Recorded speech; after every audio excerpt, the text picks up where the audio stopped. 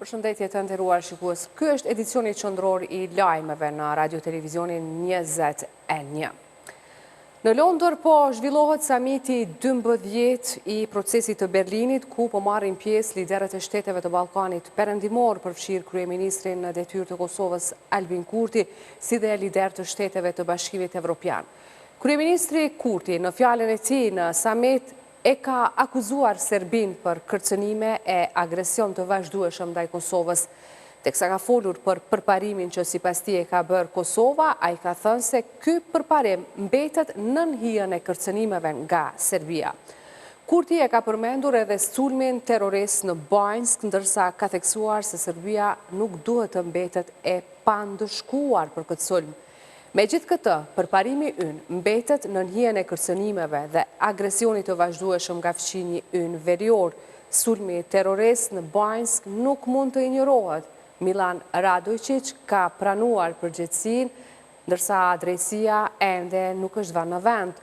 Fqinji tonë armiqësor në veri nuk duhet t'i lejohet të veprojë me pandëshkueshmëri, pasi kjo nxit inkursione të reja dhe dërgon një sinjal të rrezikshëm se sulmet ndaj sovranitetit dhe integritetit territorial të Kosovës mund të mbeten të pandëshkuara, është shprehur Kurti në samit. Ndërkaq para fillimit të punimeve, Kurti është pritur në takim nga sekretarja e shtetit për punë të jashtme të Mbretërisë së Bashkuar Yvette Cooper, të cilës I ka thënë se partneriteti me Mbretërinë e Bashkuar është kyç për të mbrojtur nga lufta hibride e Rusisë dhe influenca e saj në Ballkanin Perëndimor, përfshir këtu dezinformimin dhe financat e paleqshme.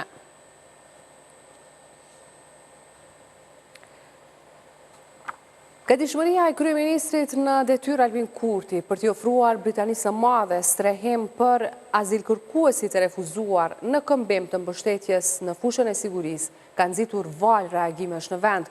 Këshilli për mbrojtjen e të drejtave dhe lirive të njeriut e ka cilësuar këtë gatishmëri si jo normale, duke thënë se Kosova po shndrohet në qendër strehimi për azilkërkuese kriminal. Ndërkaq njohës të çështjeve të sigurisë vlerësojnë se një marrëveshje e tillë do të rrezikonte sigurinë e brendshme të vendit.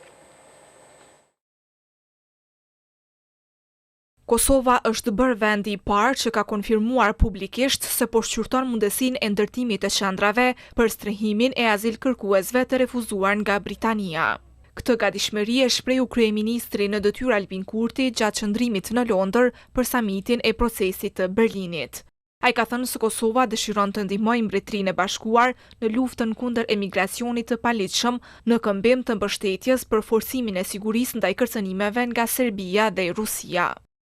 E vlerësojmë këtë si detyrën tonë miqësore dhe politike. Kemi kapacitete të kufizuara, por duam të ndihmojmë dhe ndërkohë që flasim, ka komunikim të rregullt midis ekipeve tona të zyrtarëve shtetëror nga Ministria jonë e Punëve të Brendshme dhe juristëve për mënyrën se si ta bëjmë këtë proces sa më të qetë dhe të dobishëm për të dyja palët. Gatishmërinë e institucioneve kosovare për strehim të azilkërkuesve të refuzuar nga Britania, Këshilli për mbrojtjen e të drejtave dhe të lirive të njeriut e cilësoi si jo normale, duke thënë se Kosova po shndrohet në qendër të strehimit të azilkërkuesve dhe të kriminalëve të huaj. Kjo nuk është situatë normale sepse Kosova po shndron në një vend ku do të strehohen kriminalet nga gjithë bota, azilkërkuesit nga gjithë bota, dhe Kosova nuk po ka kapacitet të kujdeset për shqiptarët e vet, nuk ka kapacitet të kujdeset për të dënuarit e vet, që janë të dënuar shembullor krahasuar me të tjerët dhe të jap premtime për qindra mijë azilkërkues apo të dënuar. Kjo nuk është normale. Albin Kurti po e maskon atë me garancione të sigurisë. Për shembull, se kjo ndikon te opinioni e njëjtësuese, po Anglia nuk jap asnjë garancion për asgjë. Edhe njohësi I sigurisë Bedre Elezi thotë se strehimi I azilkërkuesve të refuzuar nga Britania Kosovës do t'i sillte më shumë dëme se sa përfitime, duke rritur rrezikun për sigurinë në vend. Britania e Madhe është pikërisht e interesuar që të largojë këtë grupet e rrezikshme që janë azilkërkues në Britaninë të Madhe, që në fakt e kanë cënuar sigurinë e tyre dhe të kërkojmë neve siguri nga një vend krahas ofertës për grupe pikërisht që cënojnë sigurinë, nuk duket shumë normale. Më shumë mund të ketë pasoja se sa përfitime, duke u nisur nga fakti se kryesisht këta komunitete janë me probleme në aspektin e sigurisë, dhe dyta se ekziston mundësia që të rritet numri i madh i këtij lloj komuniteti, që për azilkërkuesit, që për të burgosit, dhe vërtet problemi i sigurisë Kosovës tjetë një kosto cilën ndoshta nuk mund të ballafaqohet Kosova. Gatishmëria e Kosovës për pranim të azilkërkuesve të refuzuar nga Britania e Madhe vjen në një kohë kur Belgjika, ashtu si Danimarka, shprehu interesin për t'i marrë në shfrytëzim burgjet e Kosovës, interes të cilin e konfirmoi Shërbimi Korrektues i Kosovës. Ndërkohë, Ministria e Drejtësisë tha për Radio Televizionin 21 se aktualisht nuk ka ndonjë marrëveshje të dakorduar dhe as ndonjë proces formal në zhvillim sa i përket çështjes së ndërtimit apo marrjes me qirat të një burgu në Kosovë nga shteti belg. Sipas ministrisë, çështje të tilla kërkojnë diskutime të thelluara dhe miratime ndërinstitucionale për të cilat deri më tani nuk është ndërmarrë ndonjë hap konkret dhe se qeveria aktuale nuk mund të procedoj me nisma të tilla. Kosova aktualisht ka marrëveshje për strehim të burgosurve me Danimarkën. Mbretëria e Bashkuar ka vendosur sanksione ndaj disa grupeve kriminale nga Ballkani Perëndimor, përfshirë një në Kosovë, të cilat dyshohen për përfshirje në falsifikim dokumentesh dhe trafikim të njerëzve. Sipas njoftimit të qeverisë britanike, në bashkëpunim me autoritetet e Kosovës, është sankcionuar Rjeti Krasniqi, që cilësohet si një bandë kriminale me seli në Kosovë. Kjo bandë akuzohet se ka udhëhequr një laborator të sofistikuar për prodhimin e dokumenteve të falsifikuara. Sipas autoriteteve britanike, grupi ka prodhuar pasaporta false, letër njoftime dhe patent shofer të më shumë se 50 shteteve, përfshirë edhe ato të Mbretërisë së Bashkuar. Këto dokumente më pas janë përdorur nga banda të tjera kriminale për qëllime të trafikimit të qenieve njerëzore. Vazhdojmë edicionin me materiale të tjera. Deputet të lëvizjes vetëvendosje shprehin besimin për formimin e qeverisë Kurti 3, përkundër që një ditë më parë kreu i këtij subjekti nuk e përjashtoi mundësinë e zgjedhjeve të jashtëzakonshme. Në mungesë të bashkëpunimit me partitë shqiptare, Kurti ka nisur bisedimet me deputet të komunitetit jo serb, të cilët për Radio Televizionin 21 kanë konfirmuar se do të zhvillojnë takime pasi Kurti të kthehet nga Londra. Të dielën e kësaj jave, kryetari i vetëvendosjes Albin Kurti duhet ta dëshmojë para deputetëve të kuvendit nëse i ka siguruar votat e nevojshme për formimin e qeverisë. Kjo vetëm nëse gjykata kushtetuese deri atëherë nuk sjell një vendim të saj bazuar në ankesën e listës serbe. Vendimi sipas burimeve të Radio Televizionit 21 mund të vijë në fundjavë. Një ditë më parë Kurti tha se ka të vështirë të krijojë shumicën, por bëri të ditur se nuk do të i ndalë përpjekjet deri në fundjavë. Ndërkohë, deputeti i vetëvendosjes Halil Thaçi është optimist se qeveria Kurti 3 do të zgjedhet brenda afatit kushtetues. Ne si lëvizje vetëvendosje presim reflektimin nga ana e deputetëve të opozitës që të bëhemi bashkë e ta krijojmë institucionet tona. Pritet që të ketë numra deri të dielën? Sigurisht që do të ketë numra dhe do të kemi formimin e qeverisë Kurti 3. Një qeveri Kurti 3 nuk e duan asnjëra nga partitë shqiptare, PDK, LDK dhe AAK, zyrtarët e të cilave e konfirmuan për Radio Televizionin 21 se arsyeja e mos bashkëpunimit është se Kurti i ka sjell dëm vendit gjatë qeverisjes së tij. Duke qenë se edhe nisma është barikaduar në kërkesën e saj se duhet ta ketë postin e kryeparlamentarit për një koalicion me vetëvendosjen, Kurti ka planifikuar të nisë bisedimet me deputetet e pakicave jo serbe. Deputeti nga Partia Rome e Bashkuar e Kosovës, Albert Kinolli, ka bërë të ditur se do të zhvillojnë takim me kryetarin e vetëvendosjes Albin Kurti për formimin e qeverisë së re, pasi Kurti të kthehet nga Londra. Pas kthimit nga Londra të bisedojmë për formimin e qeverisë. Do të kem takim unë si përfaqësues i komunitetit rom, veçanërisht nga Partia Rome e Bashkuar e Kosovës, që ka bërë fitues në zgjedhjeve të 9 shkurtit. A preferoni që të shkoni në koalicion pa kushte me Kurtin për formim qeverisë? Po, shqeqoni, është vishme që asë një subjekt politik edhe pa kushte nuk hynë në koalicion. Edhe deputeti i pavarur i kuvendit nga komuniteti Ashkali, Artan Aslani, konfirmoi se është planifikuar një takim me Kurtin për formimin e qeverisë. Ai tha se janë të gatshëm për bashkëpunim me vetëvendosjen, por ka disa kërkesa specifike. Kërkesat kam qenë që komuniteti Ashkali me u përfshi, me pas përfshirje të plot në buxhetin e Kosovës, me pas fonde për komunitetin Ashkali. Kurtin pritet ta mbështesin pa rezervë partnerët e tij të koalicionit të deritanishëm qeverisës, Elbert Krasniqi nga Iniciativa e Re Demokratike dhe Emilia Regjepi nga Partia e Re Demokratike, të cilët kanë thënë se do të votojnë për qeverinë Kurti 3. Por kryetari i vetëvendosjes Albin Kurti do ta ketë të lashë me disa deputet që nuk i binden lehtë për ta votuar një qeveri Kurti 3. Për shkak të kërkesave tona që janë. Deputeti nga komuniteti egjiptian Veton Berisha ka shprehu gatishmëri për takim me Kurtin nëse ky i fundit i dërgon ftesë, por siç tha, kjo nuk do të thotë se ka vot për qeverinë Kurti 3. Për momentin nuk kemi ftesë prej askujt. Jemi të gatshëm për takim. Pas takimit, nëse do të ketë, do të vendosim për votën.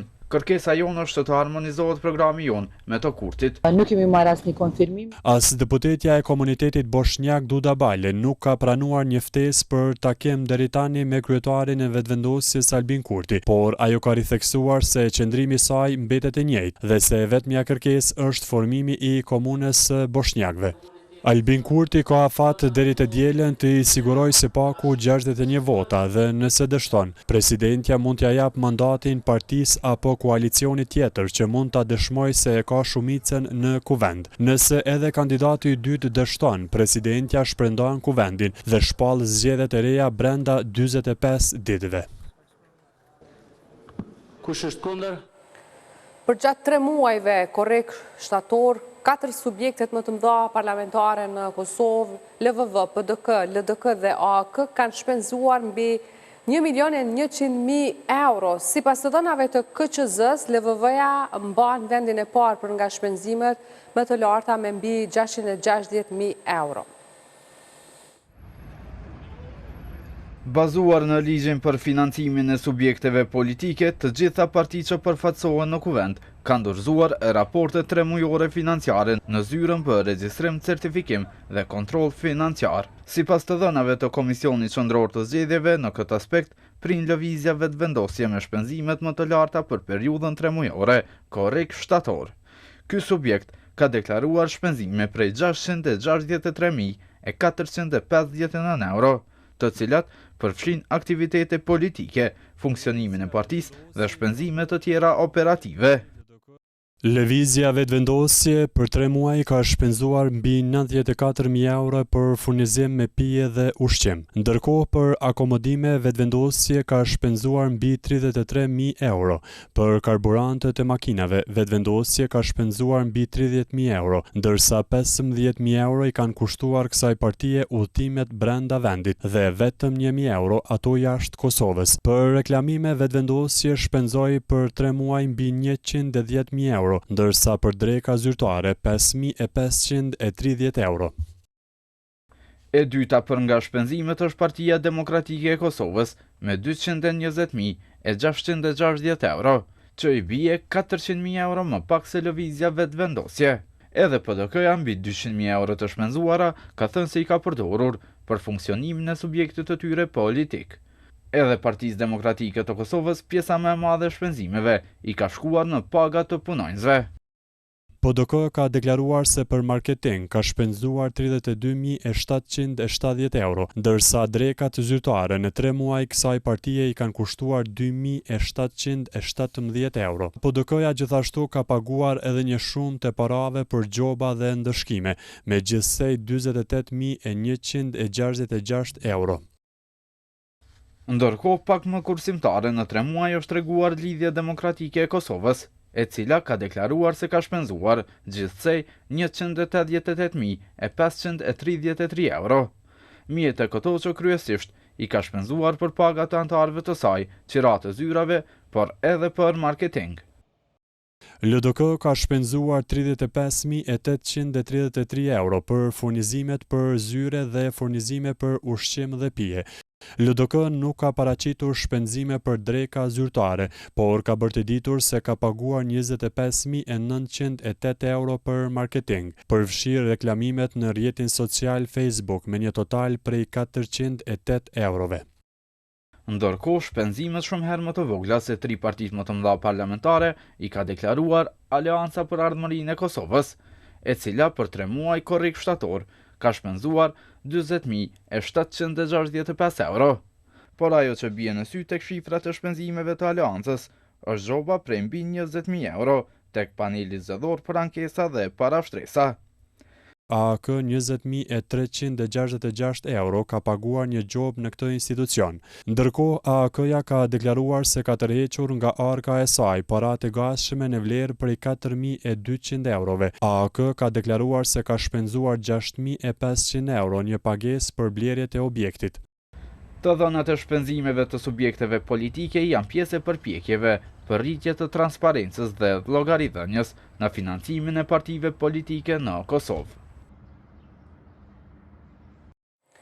Zëvendës kryeministri në detyrë Besnik Bislimi ka pritur në takim përfaqësuesin e posaçëm të Bashkimit Evropian për dialogun Kosovë-Serbi Peter Sorensen, me të cilin kanë diskutuar për rrugën drejt zbatimit të plotë të marrëveshjes së Ohrit. Përmes një komunikate nga zyra e kryeministrit, u njoftua se Bislimi i ka kërkuar Sorensenit që të trajtohet me urgjencë dhe vëmendjen e merituar çështja e personave të zhdukur me dhunë në mënyrë që të fillohet edhe me punën e komisionit të përbashkët. E po ashtu Bislimi ka kërkuar që me urgjencë të trajtohet edhe problemi i bllokimit të shpërndarjes së mjeteve për fermerët në luginën e Preshevës, që është bllokuar nga Serbia dhe e cila refuzoi edhe në takimin e fundit në Bruksel të muajit të kaluar që ta trajtojë këtë çështje. Bislimi, sipas komunikatës, ka përmendur edhe rëndësinë e heqjes së plotë të masave të BE-s ndaj Kosovës. Në konferencën e tretë të Komitetit Kombëtar të CIRK Kosova u theksua rëndësia e tranzicionit të drejtë energjetik dhe nevoja për modernizimin e rrjetit elektrik të vendit në përputhje me standardet evropiane. Ministria në detyrë e ekonomisë Artane Rizvanolli u shpreh se konferenca sjell bashk aktorë të fushave të ndryshme që ndihmojnë në zhvillimin e rrjetit energjetik më të avancuar në Kosovë. Konferenca si kjo sot janë më shumë se sa një konferencë, janë një mundësi që të mbledhim së bashku akademikët, profesionistët, industrinë, sektorin publik e privat, politik bërësit, për të mësuar nga njëri tjetri, për të ndarë përvojat më të mira që kemi me njëri tjetrin në të mirë të zhvillimit të sektorit më tej.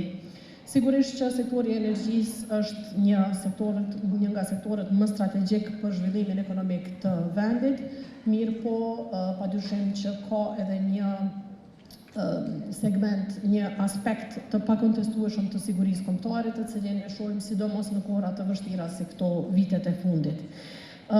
Ne përgjatë këtyre viteve të kaluara, përgjatë 4 vite e gjysmë tashmë po bëhen, kemi zhvilluar një strategji të energjisë dhe kemi punuar në drejtim të një sektori të energjisë i cili e ka rritjen e sigurisë furnizimit, diversifikimin e burimeve përmes energjisë lëpërtrishme, rritjen e eficiencës, përmirësimin e fleksibilitetit të sistemit elektroenergjetik në qendër të saj.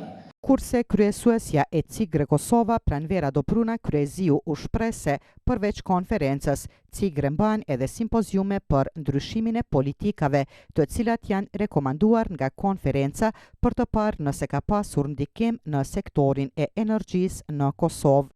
Ne çdo vit i mbajmë konferenca çdo 2 vite, e çdo vit i mbajmë edhe një të ashtu quajtur në simpozium ku na i masim të arriturat, sepse mbas çdo konferencë simpoziumi ne i dërgojmë edhe rekomandime, siç kërkoi ministresha, që ato rekomandimet të inkorporohen në politikat që shkojnë në drejtim të sigurisë energjetike, që është edhe siguri nacionale. Organizatori konferencës CIGRE Kosova, Recep Selimi, e cilësoi si ngjarjen më të madhe në sektorin e energjisë në Kosovë, për faktin se ka mbledhur mbi 200 pjesëmarrës. Sot po bëjmë konferencën e tretë Komitetit Nacional, është ngjarja më e madhe në sektorin e energjisë që bëhet çdo 2 vite në Kosovë. Si vjetë përmbojnë domethënë tash konferencën e tretë e cila ka grumbulluar rreth 200 pjesëmarrës prezent që janë të regjistruar në konferencë. Është konferencë që do në organizim shumë të madh edhe mbi 9 muaj është kozgjatja ku fillojnë përgatitjet. Domethënë dikon prej shkurtit kanë filluar përgatitjet për me ardhur deri në ditën e sotme. Po ideja është që ne në konferencat e ardhshme, në vitet e ardhshme, bashkëpunimi që kemi me kolegë nga Shqipëria, me kompaninë OST, operatorin sistemi transmetimit, e cila veç është antar brenda Cigres, ne synimet tona janë që zgjerohemi me kompanitë të gjenerimit, që është Keshi, me kompaninë OSHE-n, në mënyrë që vitet e ardhshme, periudhën e ardhshme, afat shkurte apo afat mesme, të arrijmë të bëjmë një Cigret përbashkët, në mënyrë që me bosh trirën edhe të pjesa e shtetit shqiptar për shkak se atje ju mungon një organizim i tillë.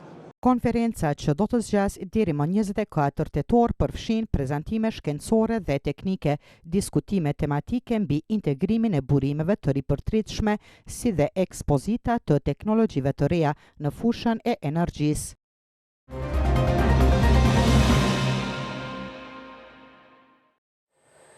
Komisioni Qendror i Zgjedhjeve ka vendosur të çojë në rinumërim 16 vendvotime në disa komuna të vendit. KQZ sot foli për parregullsitë e evidentuara gjatë procesit zgjedhor dhe shqetësimet për votimin me asistencë. Po hapim mbledhjen e 67 Komisionit Qendror të Zgjedhjeve sot me 22 tetor. Në mbledhjen e së mërkurës të Komisionit Qendror të Zgjedhjeve u raportuan disa nga parregullsitë e evidentuara gjatë procesit zgjedhor, ku u theksua se është vendosur rinumërimi i 16 vendvotimeve në disa komuna të vendit. Në rast të konstatimit të mospërputjeve ku numri në shkrimeve në listën e votuesve është më i madh se numri i votimeve në kutitë të votimit, apo numri në shkrimeve është në listën e votuesve është më i vogël se numri i votimeve në kuti, atëherë rasti evidentohet dhe kutia për kocë votimit i rekomandohet KQZ-s për rinumërim. Lidhur me këtë ne kemi evidentuar raste të tilla për 16 vendvotime, të cilat i keni edhe në tabelën Excel cilën e kam dërguar përmes emailit. Pra bëhet fjalë për kuti për kuvende komunale dhe për kryetar komuna që prekin këto komuna: Deçanin, Llogocin, Gjilanin, Prishtinën, Prizrenin, Shtimen dhe Suarekën. Antarja e KQZ-s nga komuniteti turk, Myfera Sirbica Shinik, ngriti shqetësimin për mungesën e shenjave dhe doracakëve në gjuhën turke, veçanërisht në Prizren dhe në Mamush, ku komuniteti turk ka numër më të lartë të votuesve. Prizren nuk kemi pas doracak në gjuhën turke. Unë këtu kam marrë fjallën edhe kam thonë, drejtori ka thonë, jo, unë kam bisedu me Prizrenin, me KQZ-n, Prizren, kam thonë nuk kemi kur farë problem. Kemi pa që Kosovë me jetu është marifet, edhe mos me pas as doracak, as shenjet, as kuti, as hymje shkollës, ajo është me ligj, nuk ka drejt une me kërku këtu. Ndërkohë antari tjetri KQZ-s, Sami Kurteshi, shpreu shqetësimin për rastet e votimit me asistencë, duke përmendur komunën e Hanit të Elezit, ku sipas tij, megjithëse vetëm një person përfiton pension si i verbër, është raportuar një numër shumë i madh i votuesve që kanë votuar me asistencë për shkak të problemeve me shikim. Nga 5015 votues, 527 janë me asistencë, ose 10.51. Nga ta të verbër, ose me shikim të dobësuar, thuhet se janë 243. Në komunën e Hanit të Elezit, e kemi vetëm një person të verbër që merr pension, dhe pensioni është relativisht i mirë, 300 euro. Vota me asistencë, unë pjaf shpjegoj qartë me gjuhë, është vot ose e shitur, pra e korruptuar, ose vot e kërcënuar, ose vot e shantazhuar, nuk është e manipuluar. Zyrtarët e KQZ-s thanë se procesi i verifikimit të këtyre rasteve do të vazhdojë, ndërsa rezultatet përfundimtare priten të certifikohen pas përfundimit të gjitha procedurave të nevojshme. Dërsa në qendrën mediale në Çaklavic, përfaqësues të mediave, organizatave profesionale dhe institucioneve mediale diskutuan për raportimin e mediave gjatë zgjedhjeve lokale të 12 tetorit. Ardita Zenullahu, drejtoresh ekzekutive e Asociacionit të Mediave të Pavarura Elektronike, u fokusua në ndryshimet në rregulloret e Komisionit të Pavarur të Mediave dhe ndikimin e tyre në media. Në komoditetin e shtëpive tona i ndjekim edhe i marrim të gjitha informatat gjatë fushatave, përderisa gazetarët e redaktorët e përfaqësues të mediave vrapojnë tërë ditën pa pushim gjatë një muaji fushate zgjedhore për të na mbajtur sa më mirë të informuar.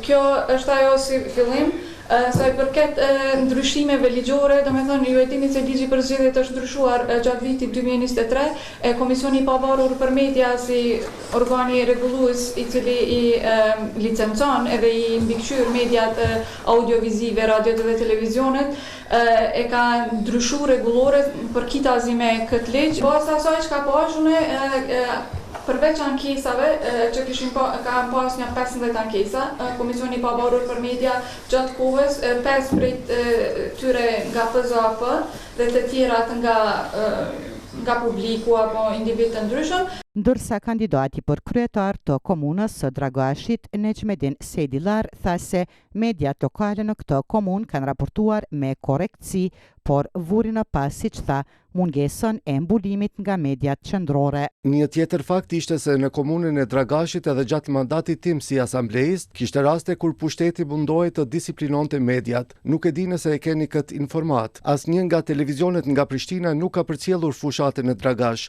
Nuk e di nëse ndokush këtu nga zotrin gazetar ka një pasqyrë ose madje një fotografi nga Dragashi se si është zhvilluar fushata. Është dashur të jepej pak më shumë hapësirë edhe popullit, votuesve, sepse aty kishte çka për tu parë në fushat. Ivana Vanovac nga shoqata e gazetarëve të Serbisë theksoi se procesi zgjedhor i fundit është shoqëruar me disa parregullsi sa i përket akreditimit të mediave që raportojnë në gjuhën serbe. Kishim një situatë ku 20 media që raportojnë në gjuhën serbe janë refuzuar për akreditim për zgjedhje dhe aktivitetet pas zgjedhore. Kjo ka qenë një situatë e palakmueshme për këtë veprim skandalos të KQZ-s, ku gazetarët janë ankuar te paneli për ankesa dhe parashtresa. Kishim një situatë që këto ankesa nuk kishin ardhur fare. KQZ-ja ka akredituar për pos një medium, edhe pse nuk e dim pse vetëm një media nuk është akredituar as pas 72 orësh sa ka qenë afati. Pjesëmarrësit në këtë diskutim u pajtuan se transparenca në proceset e akreditimit, pavarësia e mediave dhe zbatimi drejt i rregulloreve të Komisionit të Pavarur të Mediave janë thelbësore për forcimin e gazetarisë profesionale në vend.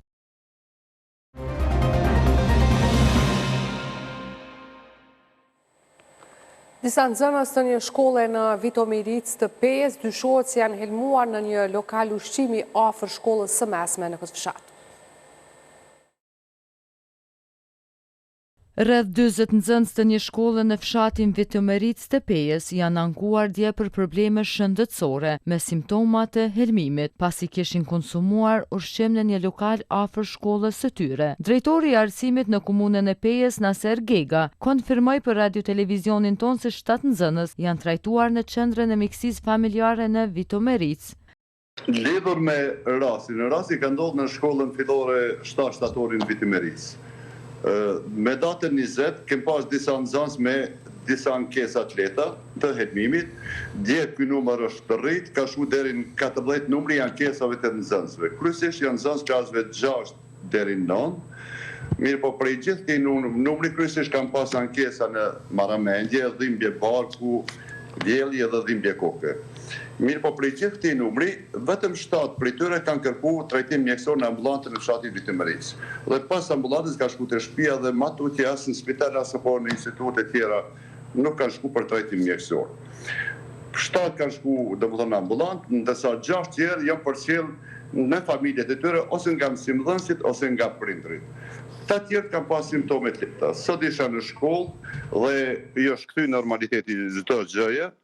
Dhe kryesisht gjithë ata nxënës që janë në shkollë, një numër i vogël sa të mungojnë në procesin mësimor, jo gjithë.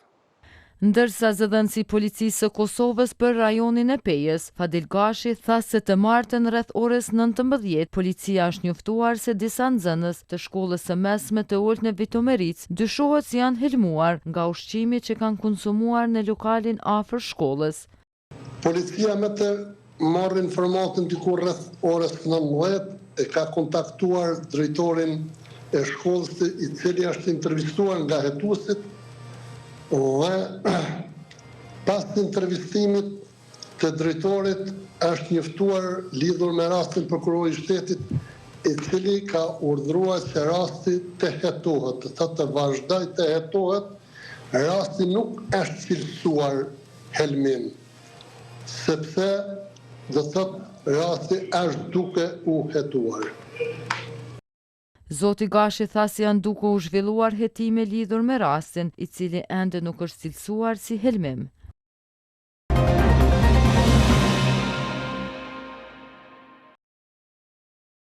Opera mbreslënëse Maria de Buenos Aires nga Astor Piazzolla u interpretua për herë të parë në Kosovë gjatë edicionit të 8 të festivalit ndërkombëtar vokal të Prishtinës, duke bashkuar tangon me operën në një shfaqje të veçantë. Opera mbreslënëse Maria de Buenos Aires nga kompozitori Astor Piazzolla u interpretua për herë të parë në Kosovë. Edicioni i 8 i festivalit ndërkombëtar vokal të Prishtinës solli një shfaqje të veçantë ku opera u bashkua me tangon. Që nga premiera e saj në vitin 1968, historia e Marias u bë personifikim jo vetëm i dashurisë, por edhe i mohimit të ndjenjave njerëzore. Në një debutim të paharrueshëm, Piazzolla së bashku me poetin Horacio Ferrer rrëfyen historinë e lindjes, vdekjes e ringjalljes së heroinës. Përpos interpretimit të jashtëzakonshëm të Maris, mezzosopranoja e njohur Flaka Goranci ishte përgjegjëse edhe për regjin, skenografin e kostumografin, kurse kjo operë nuk do mund të realizohej pa punën e korit dhe orkestrës së Kosovës. Karakterin e Maris nuk ka qenë vetëm si karakter si Mari, po si komplet si Maria de Buenos Aires, nështë sot është edhe dalu që edhe koncepti ka qenë i drejtum nga femicidi, që edhe si operë e sjell, si temë në Buenos Aires, është po një temë paralele, duke prek pak edhe femicidin ngjarjet e fundit, ose shumë ngjarje që kanë ndodhur në Kosovë, po jo vetëm në Kosovë.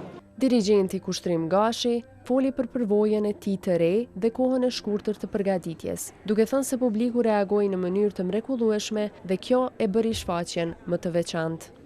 Përvojë e re, drejtën të them, edhe mjaft sfiduese momente, për shkak se kemi pas pak kohën e kufizuar, kemi qenë në një kohë shumë shkurt edhe gjitha kjo që sot u realizua do thotë në të vërtet ka qenë një kohë rekorde, po shpresoj që arritëm atë rezultatin që kemi dëshiruar dhe po besoj që ja kemi dalë me përcjell çfarë rezultat.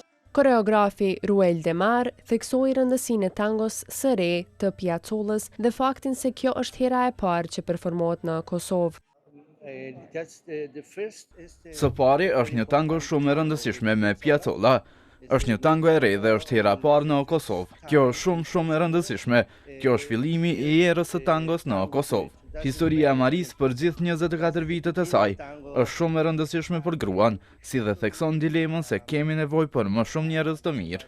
Ky debutim historik i Maria de Buenos Aires në Kosovë nuk shënoi vetëm një hap të rëndësishëm për skenën vokale, por edhe një moment ku arti, pasioni dhe përkushtimi i artistëve shqiptar u bashkuan për të sjellë një përvojë të paharrueshme për publikun.